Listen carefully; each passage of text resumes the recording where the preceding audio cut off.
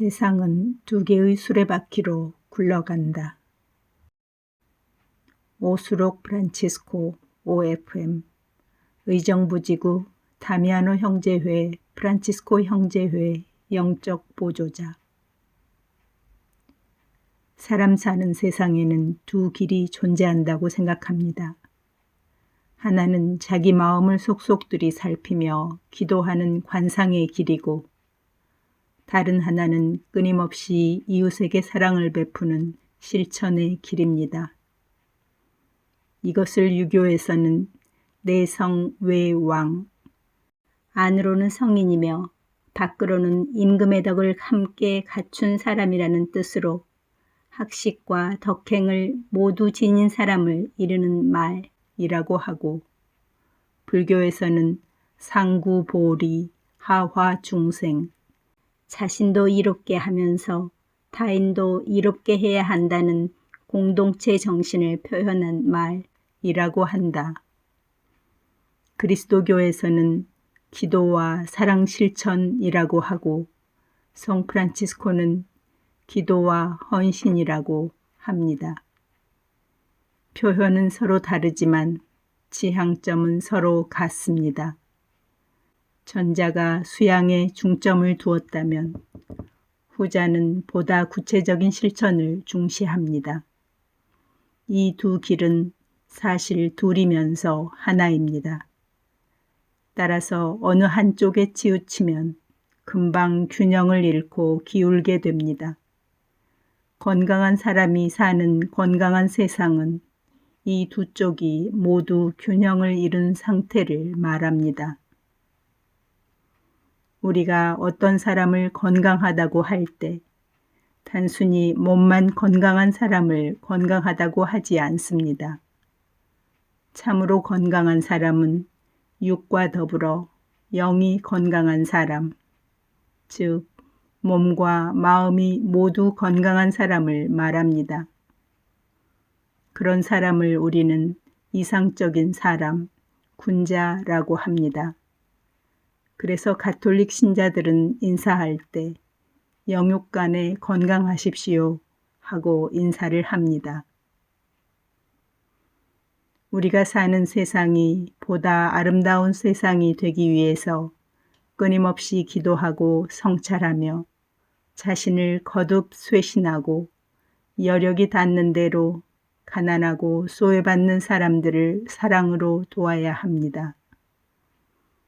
성인들은 일생을 한결같이 이 일에 몸과 마음을 바치셨습니다.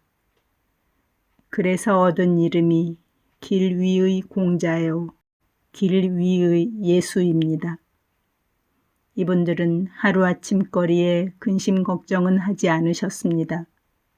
자신의 몸을 간수하기 위해 무엇을 먹을까, 무엇을 입을까 걱정하지 않으셨지만 평생 근심 걱정이 끊이지 않으셨습니다.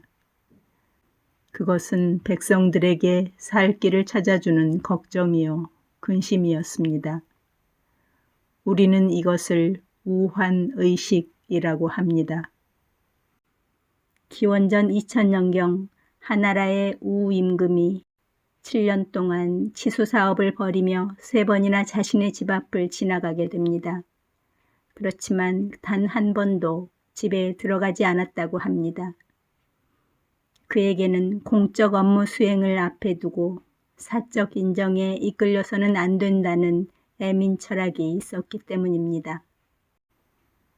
공자는 틈나는 대로 주역을 읽어서 그 책을 묶은 가죽끈이 3번이나 끊어졌다고 합니다. 그래서 위편삼절이라는 고사성어가 생겼습니다.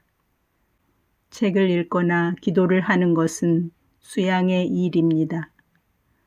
공자는 수양을 쌓는 일에 극진하셨습니다. 예수님은 큰 일을 앞두고 항상 한적하고 고요한 곳을 찾아가 깨어 기도하셨습니다. 그렇다고 해야 할 일을 모두 버려두고 기도만 하신 분은 아니었습니다. 기도가 끝나면 반드시 사랑을 실천하는 일에 매진하셨습니다. 공자는 노나라 사람인데 노나라에서 살지 못하고 여러 나라를 떠돌아다니며 길 위에서 세월을 보냈습니다.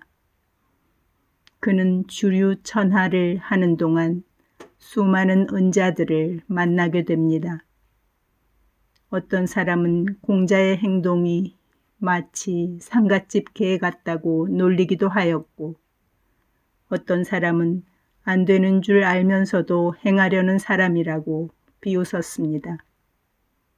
한 번은 공자의 제자 자로가 공자를 모시고 가다가 길을 물었는데, 그때 거릭이라는 사람이 자로에게 지금 세상은 무도함이 도도히 물 흐르듯 한데 그 누가 고칠 수 있겠소?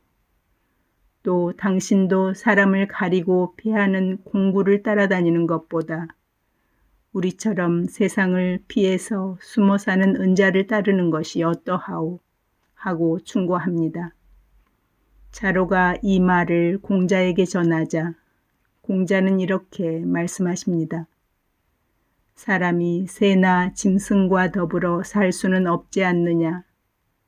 내가 사람들과 어울리지 않으면 누구와 어울리랴. 세상에 도가 행해지면 내가 굳이 바꾸려 하겠느냐. 이처럼 공자의 말씀 속에는 세상을 걱정하는 우환의식으로 가득 차 있음을 볼 수 있습니다. 예수는 공생활 내내 어부, 세리, 창녀 등 가난하고 소외받는 사람들과 함께 어울려 살며 그들을 돌보는 일을 조금도 게을리하지 않으셨습니다. 그래서 예수의 행동은 잘 배우고 똑똑한 바리사이나 율법학자들에게는 항상 눈의 가시 같은 존재였습니다. 예수가 지상에서 한 행동은 사람들에게 천국의 꿈을 심어줌으로써 현세의 고통을 잊게 하는 것이 아니었습니다. 가난하고 소외받고 불쌍한 사람들에 대한 연민의 정을 보여주는 것이었습니다. 바리사이들과 율법학자들로부터 끊임없이 비난의 소리를 들으면서도 그가 일관되게 펼친 행동은 가난한 사람들을 돌보아주고 가엾은 사람들을 불쌍히 여기는 것이었습니다. 예수가 한 행동은 그 시대의 기득권층이 하던 행동과 사뭇 달랐습니다. 그래서 그는 체포되어 재판을 받았습니다. 예수는 타협주의가 통하는 그런 나라를 위해 행동하지 않았고 오직 하느님 나라를 위해서 행동하였습니다. 그래서 예수는 사람들로부터 오해를 받고 바보 취급을 당하고 소외되어 죽었습니다. 부활하신 그리스도가 하느님과 하나 되셨다는 말씀은 우리들의 행동이 예수의 행동과 같아질 때만 하느님을 체험할 수 있다는 말씀입니다. 보이지 않는 하느님에 대한 체험은 돌보아주고 가엾이 여기며 끊임없이 사랑을 실천하는 곳에서 시작됩니다. 우리는 그곳에서 하느님의 사랑을 사하는 나라를 발견합니다. 예수는 말씀하십니다. 너희는 내가 굶주렸을 때 먹을 것을 주었고 내가 목말랐을 때 마실 것을 주었으며 내가 나그네였을 때 따뜻이 맞아들였다. 예수는 이처럼 끊임없는 사랑의 실천을 강조하였고 당신 스스로 사랑을 살아냈습니다. 예수의 행동은 사람을 위해 하느님을 변하게 하는 행동이 아니라 하느님 때문에 사람이 변하는 행동이었습니다. 그런데 요즘 그리스도인들 중에는 오직 믿음으로만 구원받는다고 말하면서 희생하고 봉사하고 사랑하는 일을 우습게 하는 사람들이 있습니다. 이들은 사실 무늬만 그리스도인일 뿐 사실상 가짜입니다. 예수가 일생을 통해 일관되게 행동한 것은 끊임없이 돌보아주고 가엾이 여기며 사랑을 베푸는 일이었습니다. 예수는 공관복음에서 내 믿음이 너를 구원하였다고 하셨으며 요한복음에서 나는 문이다. 누구든지 나를 통하여 들어오면 구원을 받는다고 하셨습니다. 따라서 구원은 믿음으로 얻는 것이지 행함으로 얻는 것이 아니다는 말은 바오로의 말이지 예수의 말씀이 아닙니다. 예수는 요한복음에서 이렇게 말씀하십니다. 나는 빛으로서 이 세상에 왔다. 나를 믿는 사람은 누구나 어둠 속에 머무르지 않게 하려는 것이다. 누가 내 말을 듣고 그것을 지키지 않는다 하여도 나는 그를 심판하지 않는다. 나는 세상을 심판하러 온 것이 아니라 세상을 구원하러 왔기 때문이다.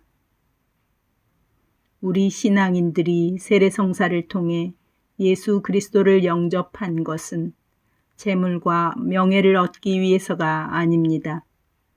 예수처럼 십자가를 짊어지겠다는 다짐이고 사랑을 실천하겠다는 하느님과의 약속입니다. 아시시의 성 프란치스코는 영적 권고 6번에서 다음과 같이 말씀하십니다. 형제 여러분, 우리 모두 당신 양들을 속량하기 위해 십자가의 순환을 감내하신 착한 목자를 바라봅시다.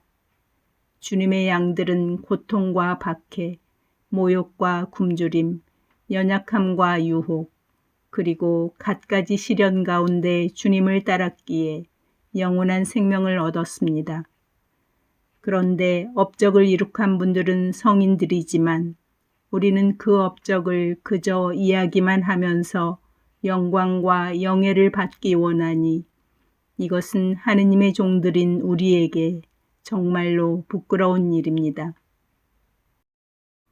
우리가 복음화되었다고 하는 것은, 다시 말해서 우리가 기쁜 소식이 되었다고 하는 것은 예수의 말씀이 예수의 이야기로 끝나지 않고 예수의 삶이 예수에게만 머물러 있지 않고 우리의 이야기가 되고 우리의 삶이 될 때, 그래서 누군가 우리의 모습 속에서 예수의 모습을 읽어내게 될 때 우리는 비로소 복음화되었다고 말할 수 있습니다.